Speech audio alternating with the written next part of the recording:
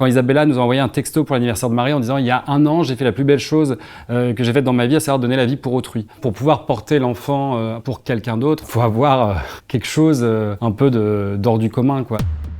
Aujourd'hui, ce qu'est une GPA concrètement, c'est il y a un côté une donneuse d'ovules, de l'autre côté une mère porteuse et qui aide soit des couples hétéros stériles, soit des couples homoparentaux à avoir un enfant. Alors une GPA éthique, c'était important pour nous. C'est éthique à plusieurs conditions. C'est éthique déjà si c'est pas la même femme qui donne ses ovocytes et qui porte l'enfant. Si c'est avec du consentement, là nous on l'a fait aux États-Unis parce qu'il n'y avait pas de doute là-dessus.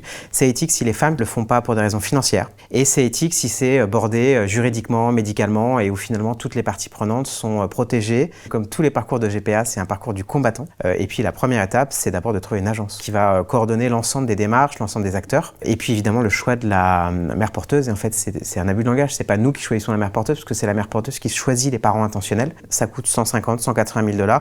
Et donc forcément, si vous voulez faire ça de manière éthique, eh bien, ça crée une société à deux vitesses. Il y a des personnes qui peuvent se le permettre et il y a des personnes qui peuvent pas se le permettre.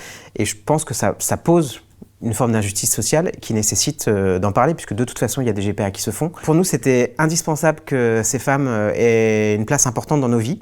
On voulait absolument qu'on garde contact avec elles, on voulait absolument que nos filles connaissent leur histoire, qu'elles puissent les rencontrer. On veut qu'il n'y ait pas de non-dit, qu'il n'y ait pas de tabou. Ce sont comme des bonnes fées parce que ce sont des femmes qui nous ont aidés à créer notre famille. Je pense qu'on leur sera éternellement reconnaissant. Oui, c'est des femmes incroyables. De toute façon, pour pouvoir porter l'enfant pour quelqu'un d'autre, il faut avoir quelque chose un peu d'hors du commun, quoi. Nous, le grand ascenseur émotionnel, c'est quand il y a eu la fermeture des frontières par Donald Trump, à moins de 3 mois de la naissance de notre fille, et que d'un seul coup, on s'est dit, mais est-ce qu'on va pouvoir assister à la naissance de notre fille? Je me souviens, je suis dans la salle d'accouchement, Marie va arriver, et moi, dans ma tête, j'arrive pas à me dire que je vais devenir papa dans les minutes qui viennent. La société évolue, mais elle évolue lentement. En 82, l'homosexualité était toujours condamnable, on pouvait aller en prison pour homosexualité. Au moment du mariage pour tous, il y a eu 1,4 million de personnes dans les rues contre le mariage pour tous. Et donc, pourquoi 2 hommes ne pourraient pas avoir des enfants? La réalité, c'est qu'il y a une homophobie latente qui persiste dans la société. Et c'est aussi pour ça qu'on a fait ce livre avec Marie Jaffredo et Théa Rogeman. Et donc, c'est pas un livre qui est militant pour la GPA, mais c'est un livre qui est militant contre la désinformation et contre l'instrumentalisation politique du sujet, quoi.